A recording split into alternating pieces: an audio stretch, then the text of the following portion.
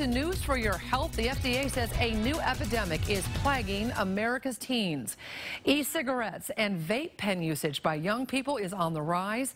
And now the agency has launched what it calls the largest coordinated effort in its history to try to stop it. KXLY4's Caroline Rourke working for you with the FDA's enhanced warning and what it means for our community. Caroline?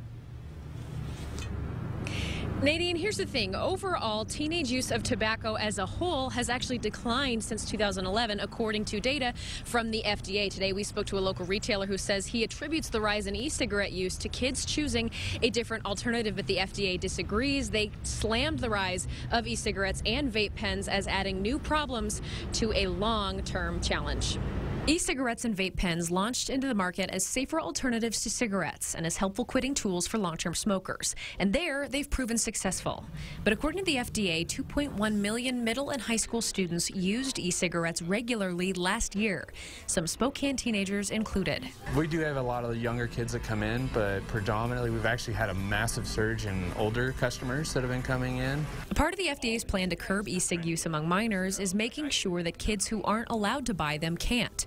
Local stores like Sublime Vapors say they follow the age requirement rules pretty strictly. We check everybody's ID the second they walk in, verify if they're of age. If they are, cool, we'll sell to them. If they're not, then we tell them kick bricks. Joey Blodgett, who manages Sublime Vapors, doesn't agree with the use of the term epidemic to describe vape pen use among young people. But there is one place where he and the FDA can find at least some common ground. The Juul craze that's going on is actually helping but also hurting at the same time. Blodgett doesn't sell the ultra-popular but ultra-nicotine concentrated Juul products at his store. But even if teenagers are prevented from buying, either by age or by availability, they're likely familiar with Juul from Facebook or Instagram. A lot of them, they pick up because of fad. They pick it up for a short amount of time. They're like, I'm over it. And that's why Juul is one of several manufacturers that the FDA has given 2 months to find a plan to stem the use of e-cigs among teenagers or face possible criminal or civil action.